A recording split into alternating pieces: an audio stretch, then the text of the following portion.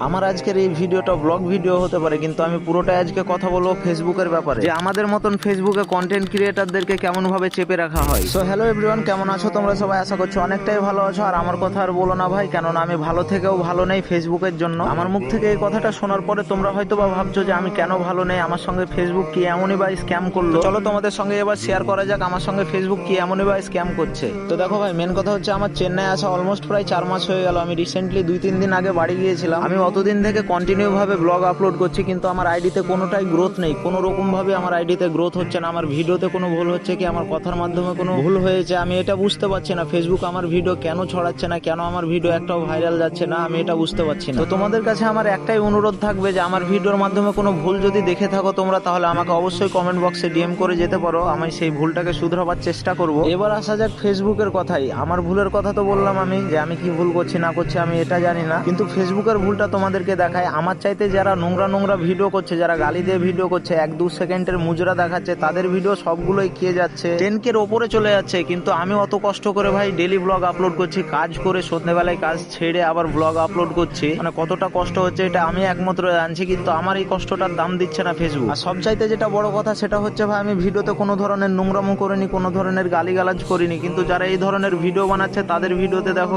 কে পড়ছে, প্লাস ওদের কাছে কন্টেন্ট মনিটাইজেশনও চলে এসছে। আর আমি যেই কথাগুলো বলছি সেই কথাগুলো ভাই আমি কিন্তু হিংসা করে বলছি না, মানে একটা আফসোস আর কি। আমি এত কষ্ট করে ভিডিও বানাচ্ছি, তাও কেন ফেসবুক আমার সঙ্গে এরকমটা করছে। তো আর আমার আফসোস করে লাভ নেই। আমি যেহেতু জিদ করে ভিডিও করছি, আমি ফেসবুকেই ভিডিও আপলোড করব কন্টিনিউ ভাবে। আর আমার ইউটিউবেও একটা চ্যালেঞ্জ আছে ডিএক্স দুলাল নামে, তোমরা ওটাকে গিয়ে সাবস্ক্রাইব করে আসতে পারো। আর আমি একটা জিদ করে নিয়েছি ভাই ফেসবুকের ওপরেই, যে আমার ভিডিওতে যতদিন না কে পড়বে ততদিন আমি ভিডিও করা ছাড়বো না। আমি তোমাদেরকে প্রতিনিয়ত ভাবে এরকম করেই কন্টেন্ট দিয়ে যাবো। তো যাই হোক, আজকে আমার কথা আর মিনি ব্লগটা এখান থেকেই শেষ করছি। দেখা হচ্ছে আবার পরবর্তী একটা ভিডিওতে। আর তোমরা যে টিয়াগুলো আমার হাতে দেখতে পাচ্ছ কেমন লেগেছে অবশ্যই কমেন্ট বক্সে জানিয়ে যেতে ভুলবে না।